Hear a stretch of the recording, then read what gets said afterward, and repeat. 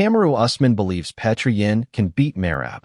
O'Malley doubles down. We are just days away from Merab Dvalishvili stepping into the cage for his 4th title fight this year against Petr January.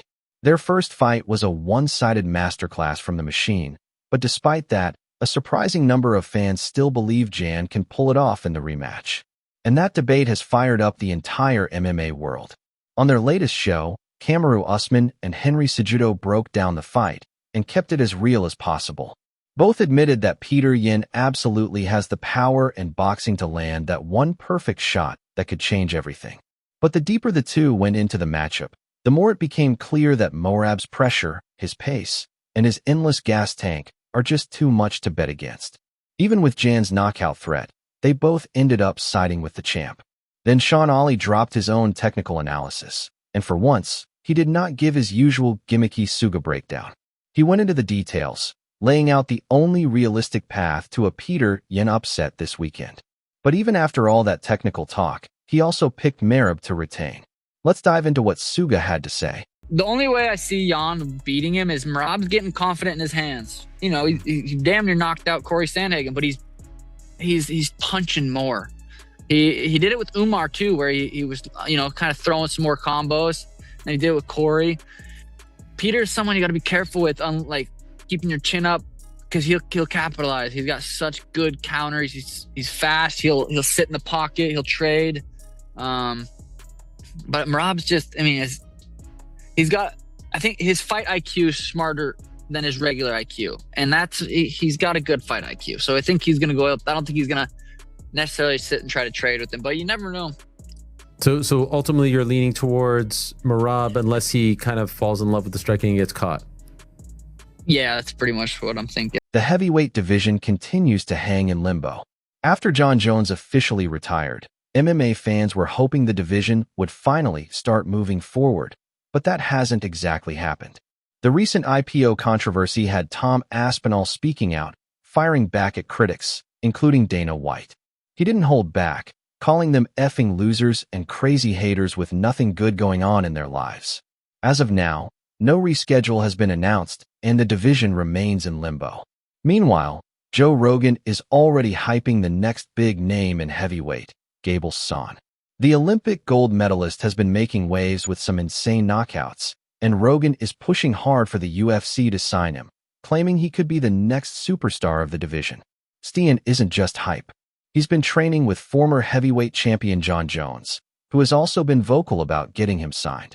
With his mix of elite wrestling, knockout power, and star potential, Gable could shake up the division once he finally makes his UFC debut. The heavyweight scene might be stalled now, but hopefully things get sorted in next few months. Now, let's see what Rogan had to say about Gable Steveson. The heavyweight division is so devoid of talent. Yeah. Gable Steveson is the fucking guy. Yeah. That's the guy. That's the guy. He's not even in the UFC yet. Yeah. I mean, that Olympic gold medalist, fucking freak athlete, 250 pounds, moves like a cat. That's the guy that he's I sent a text message to Dana White. I sent him a video of Gable's last fight. I said, everyone's fucked. Everyone's fucked when this guy comes out. He KO'd this guy with a left hand. And then took him down as he was knocked out. When he fought in dirty boxing, he knocks the guy out, and then he leaps over the top rope and lands on the apron. Just leaps over the top rope with, like, effortless. Yeah. Ilia Topuria pulled up at UFC 323 to visit Merab Dvalishvili ahead of his rematch with Petr Yan. And right after that, he hopped on a Georgian YouTube channel for a quick interview. Naturally, they asked him about the newly announced Paddy Pimblett versus Justin Gaethje fight. And Ilia did not hold back at all. When Justin's name came up, Ilia straight up trashed him. He downplayed Justin's entire game, saying he has no real grappling threat and quits fast when things get tough on the ground. It was a pretty sharp take, especially considering G has been nothing but respectful toward Ilia. Justin openly praised his punching power and the way Topuria mixes his striking, so hearing El Matador fire back like that felt a bit uncalled for to a lot of fans. But at the same time, nobody who follows Topuria was shocked. This is who he is. He talks crazy about almost everyone on the roster whether they gave him credit or not. A potential Topuria versus Gaethje showdown would be absolute chaos. But first, the highlight needs to get past Paddy Pimblett, which is a very hard task. Ilator is expected to face the winner of this fight in spring, with #1 contender Arman Tsarukyan watching action closely. Gaethje is a terrible fighter. His grappling is just atrocious. I don't even know how to describe it. I was cage side during his fight with Khabib, and I can tell you that even before he went inside the octagon, he looked scared. He shit himself basically. He claimed to be this good wrestler defensively, but bro, what the hell was that? You know what I noticed in him? He was sure that if the fight hit the ground, the fight would be over. His confidence was never existent. He was scared. Even when Khabib put him in a choke, he didn't even try to get out. He just gave up. Obviously, Khabib is the better grappler. We all know that. But to give up like that?